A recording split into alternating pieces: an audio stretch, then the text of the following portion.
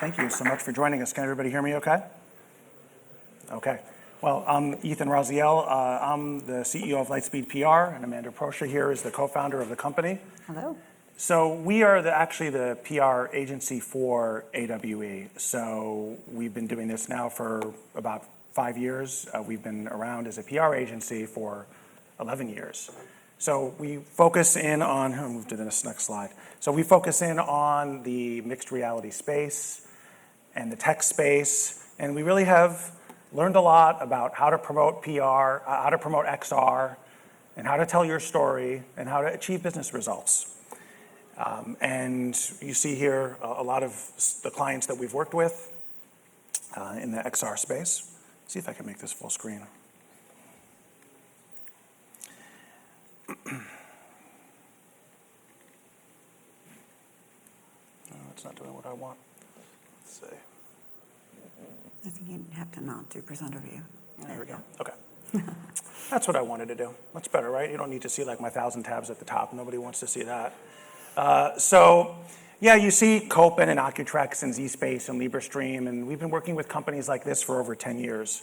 So a lot of companies ask us, how can we tell our story effectively and get publicity and earn business results? So that's what we wanted to talk to you about today. I'm going to let Amanda go from here on this slide. Yeah, so just a real quick overview of what we're going to cover. What is public relations? We get this question a lot. As a company that focuses on tech PR, we get a lot of phone calls from people who've never done PR before. So we like to start with the basics. Then we're going to talk about how PR matters in XR, because that's obviously what's important here today. Why now? There's a very specific reason that we feel it's important to talk about XR right now.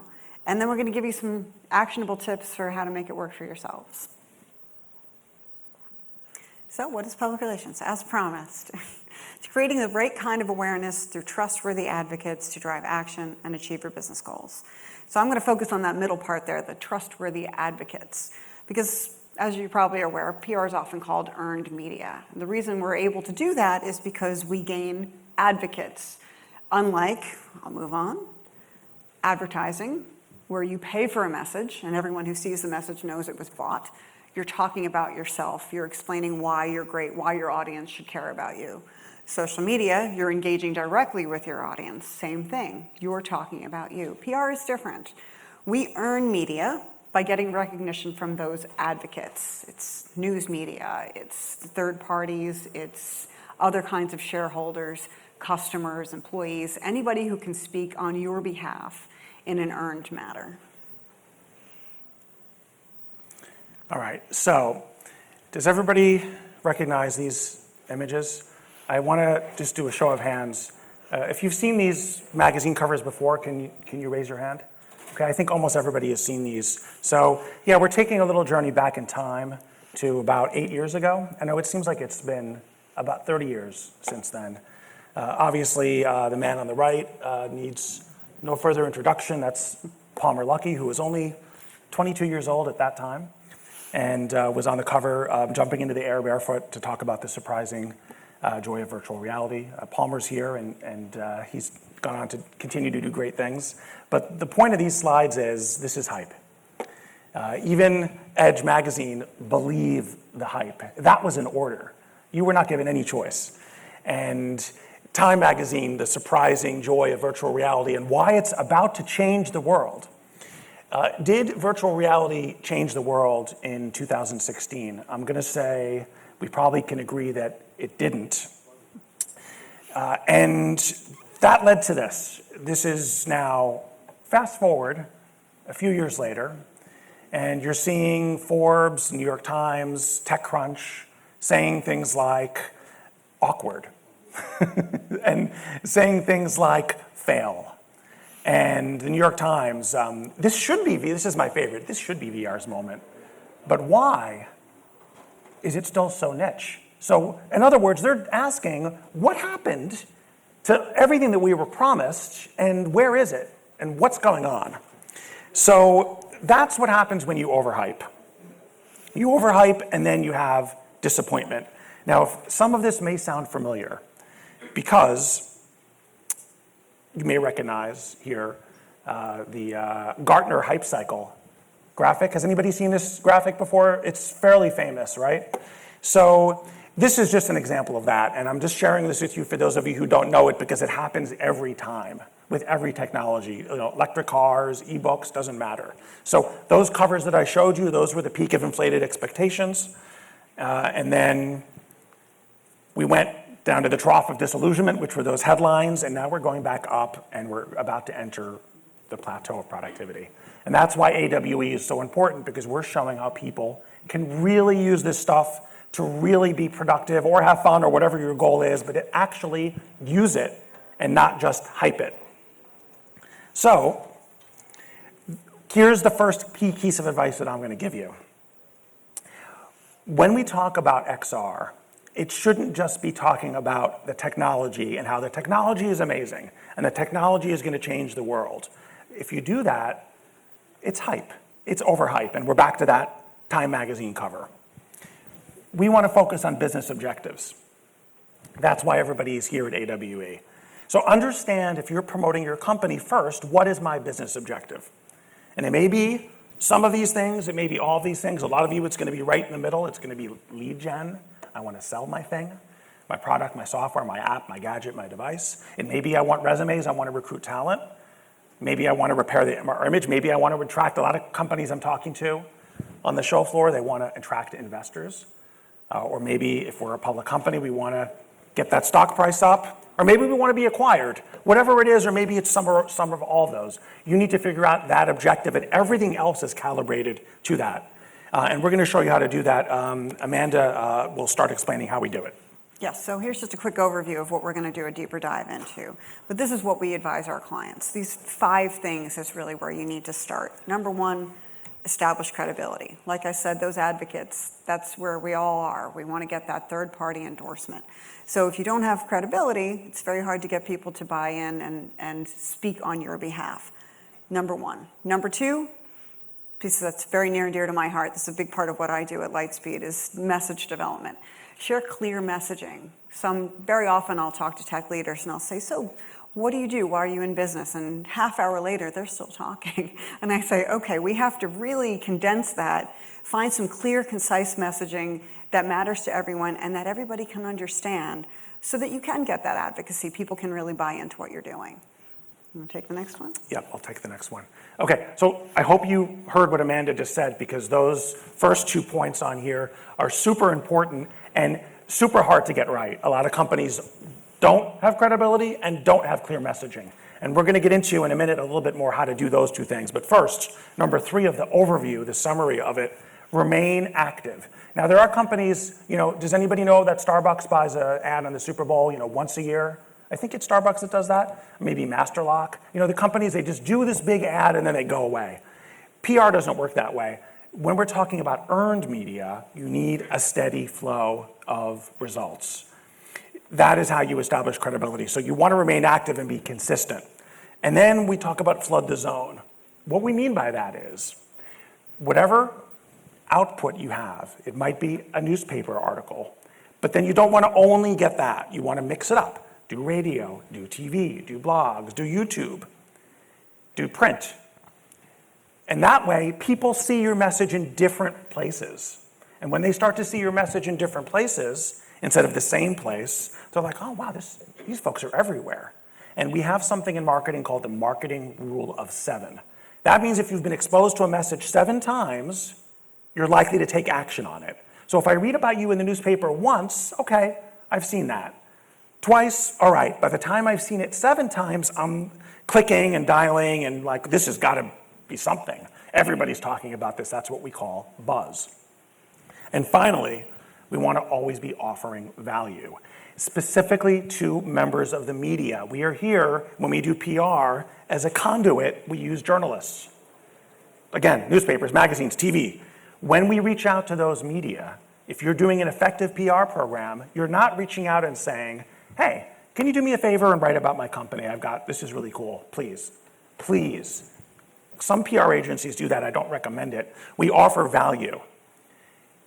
It could be, this is what's coming. It could be, here's a great experience. Here's something you've never seen before, but you want to offer. So don't ask, but always offer. So those are the 5 things we do, and we're going to get into this a little bit more. Amanda will talk about this one.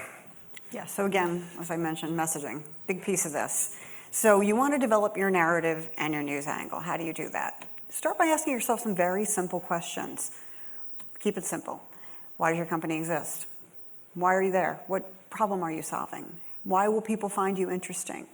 What are you doing that nobody else is doing? How is it unique in the marketplace? Very simple, basic questions about the company, what you're doing, and the value you're delivering. If you want to be newsworthy, which is what we always work with our clients to do, not just to develop a story, but something that's also going to be newsworthy, it's important if it's surprising, if it's productive, if it's provocative rather, counterintuitive. Make the reporter sit up and take notice. Oh, this is interesting. This is something I didn't expect. They're surprising me with this. That tends to make something a little bit more newsworthy. And then we deliver on the 3 I's, so I'm going to tell you a little more about that. The 3 I's is a little Lightspeed shorthand that we tell our clients. If you fall into any of these categories, we can pretty much get news for you. Innovation, I think everybody here gets what that is. If you're launching a new product or you have some new tech that's changing things or making something else obsolete, we can almost always get some news coverage on that. Impact, how is your company changing the landscape? What are you doing that's different? Or how have you evolved as a company? Are you making significant hires? Does your leadership have a new point of view for where you're going to be growing and why? That's an impact story. Insight, also known as thought leadership, that's focusing on the leadership of your business. Obviously, you've elevated to where you are because you're an expert. You know a lot about your industry. Can we leverage that to get you expert commentary somewhere, to byline an article for you and place that in key publications? Any of these 3 typically leads to news. If you have more than one, that's great, but really only one is necessary. I'll let you take this one. Yeah. Again, if there's one word I want you to remember from what Amanda just said, she used the word provocative. That is what you want to do almost always as PR people. You don't want to be controversial, but you want to be a little provocative. Okay? Second tip, the deep dive into XR. A lot of companies, they hire marketing people, they hire PR people who actually aren't XR specialists. And look, 5 years ago, there weren't really XR specialists because it was still new. But now, if you want to be successful, you need to have XR experts who tell you what outlets to talk to, who to brief, what shows to go to. Clearly, you made at least one correct decision because you're at Augmented World Expo, so you got that far. You're halfway there. But there's a lot of other things you need to know and people to talk to that you need to be on top of. And you also, incredibly important, that a lot of companies miss, know your competitors. I know it's difficult because whatever your company does, it's taking all of your energy to do it and make that product or gadget or whatever you're making. But there's 5 other companies trying to do what you're trying to do, I promise. And you need to know who they are and what they're doing, and somebody needs to be on top of that. Third tip, make it real. Now, this slide is the most important one in the presentation. So, in my opinion, they're all pretty important. But this is some of the best advice I can give you. Make it real. Number 1, don't rely on emails or text. The best way to show whatever it is, your innovation, your product, do it in person. Now, we couldn't do this a few years ago. We had to take a little break, COVID, but we're out of that for the most part. So, again, you've taken the right step by being at a show like this, but you can't only rely on conferences. So go to the reporter, have them come to you, meet them somewhere, meet in person if you can, and make sure that you have a really memorable demo. No, it seems obvious, right? Of course we have a memorable demo. But your demo needs to be short. It needs to be 2 minutes. And you need to start with the demo. Don't do a 15-minute lead up. Just get right into your cool thing. With the members of the media, low attention span. You've got 2 or 3 minutes. You got to capture that interest right away. Now this next thing, use customers as your spokespersons. This has been key to success for so many of our clients, and so many PR agencies don't do it. What do I mean by this? The media don't like talking to vendors. So they don't like talking to somebody who says, I made a product, it's amazing. Please, tell your readers about how amazing my product is. It feels like an ad. but a customer who's using it, whether that's a surgeon or a teacher or an HR person or a gamer or whatever, a customer saying, I use this amazing product that somebody else made, is much more persuasive. It goes back to what Amanda said at the beginning about making other people your spokespersons. Use your customers as your spokespersons, and they will love it because you're giving them attention, and you're making them a star, and you're giving them publicity. And finally, provide proof points. Why is this so important? Everybody remember Theranos? Who remembers that? Everybody remembers that. The media are super skeptical about everything that they see.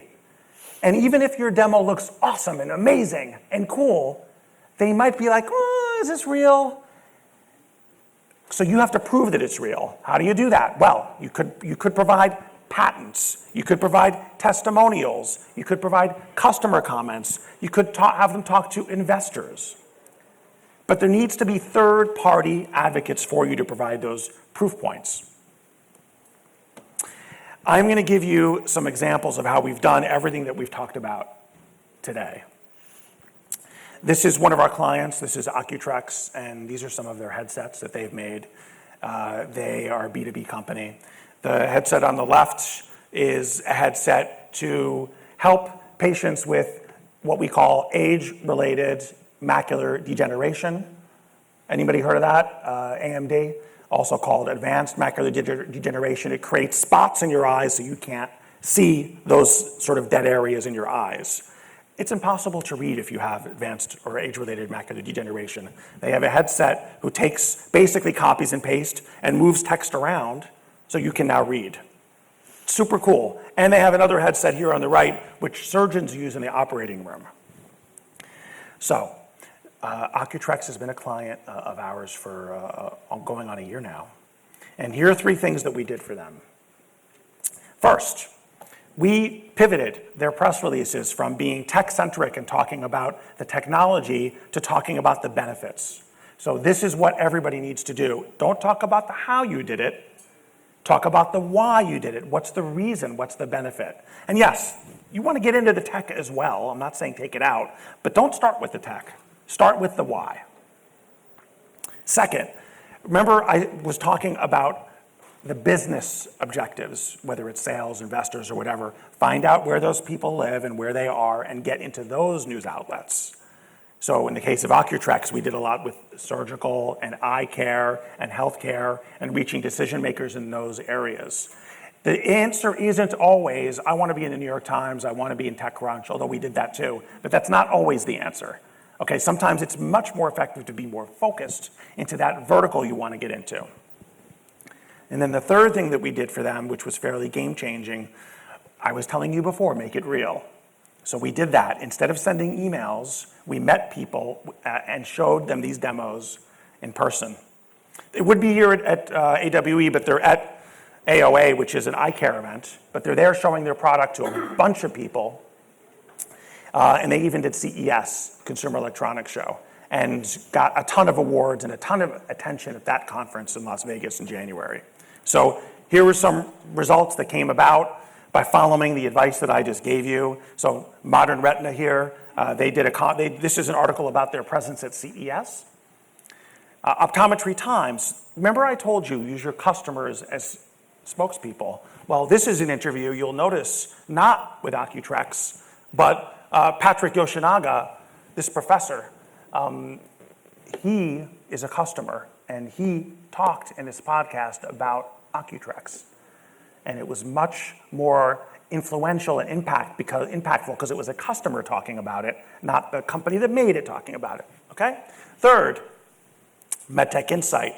They spoke to the CEO of Occutrex about their not so unique regulatory requirements. So Amanda was talking about the 3 eyes. He was giving insights about regulatory requirements, stuff that a lot of people don't know. So this is super compelling and valuable. He gave value, not just sales. And then finally, I talked before about talking about the benefits of what you do and not the technology. This is Mixed Reality Magazine here. Oculens restores the ability to read for people with central vision loss. How about that headline? Notice how it doesn't talk about tech. It doesn't talk about VR. VR is just the tech. People don't want to hear about VR and AR and spatial. That's all just the tech. This is just about the benefit. That's the headline you want about the result. So that's what we did. Amanda, can you tell them about the book and the booth and everything, and then we'll take questions? Real quick, we're just going to take some questions. Yeah. We are here exhibiting at booth 33. If you'd like to come visit us, we are doing free PR consultations, and you can get a copy of the book we wrote, which goes into a lot of this. I wrote it to try to answer a lot of the questions that I've been getting over the last 30 years, and it's written like kind of an advice column where people are asking these questions, and I'm answering them. It's a real quick read. Lots of funny stories, but we're giving the books away at the booth, so please come visit us and get a copy. And now we'll take your questions. And I think we have a few copies here for people in the room. We do actually. If anyone here would like a copy, so without grab some coming copies downstairs, and you can take that along with you. Yeah. Would love to answer any questions. Or give us your feedback. Anything that you wish we covered? Did you get what you were hoping to get from this session? Was there anything that we didn't cover? Because we can deliver. Yes, in the back. Yeah, thank you. I just have a question in terms of getting people excited about it. Say you know your messaging, you know all of these different things. I think what I'm struggling with is how to get from there to people being engaged or news organizations coming to you. What is the best way to approach? That's a good question. What's the name of your company? Back to space. Back to Space. Oh, do you guys have the big astronaut in the playground? Yeah. Right. I got to do that. I think that looks really cool.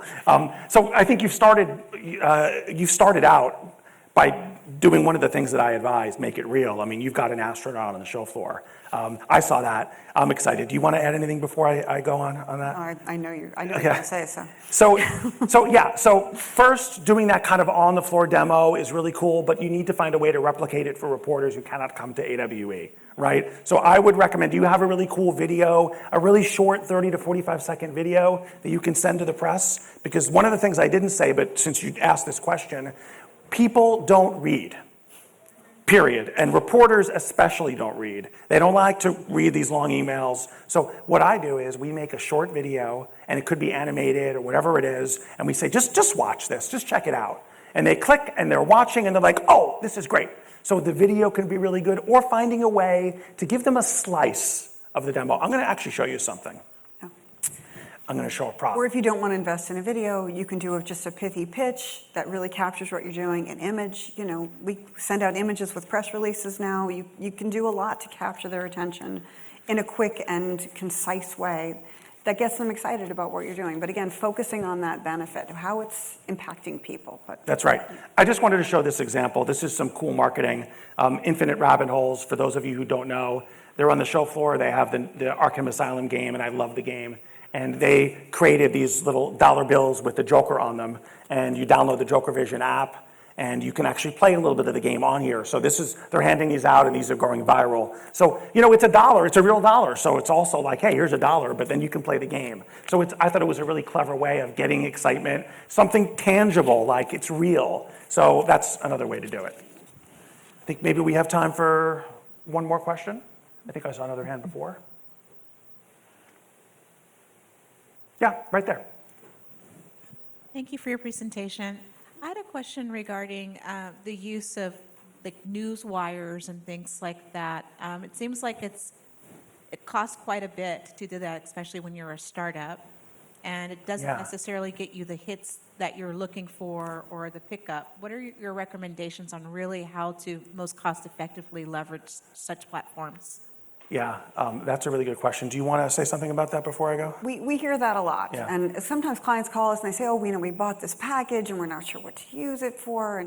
And you're right, sometimes you get pickup that's not terribly valuable. It's always a balance that we walk with, okay, should we just write a good pitch and get in touch with the client, the reporters that we know, and give them the story that we think that'll interest them, or should we go wide and throw it out on the wire? But the decision, I'll let you go into making that decision. So what Amanda said is absolutely right, but I'll give you kind of the bottom line, don't do it. 99 out of 100 times, the Newswire, we have a discount. We pay like $700 or $800 for PR Newswire, but that's all for our clients. We don't even do that for every press release. We do it for occasional press releases because those don't lead to media coverage that people see. That's about SEO and about having an archive and being searchable. But the way you get news coverage is by sending it directly to the reporters you want to get it to. I don't think you need to spend money on wire distribution. I wouldn't bother. It's not necessary in 99 out of 100 cases. I think we're at time, so we'll wrap it right there. Come see our booth, grab a book if you want, and thank you so much for coming. Thank you.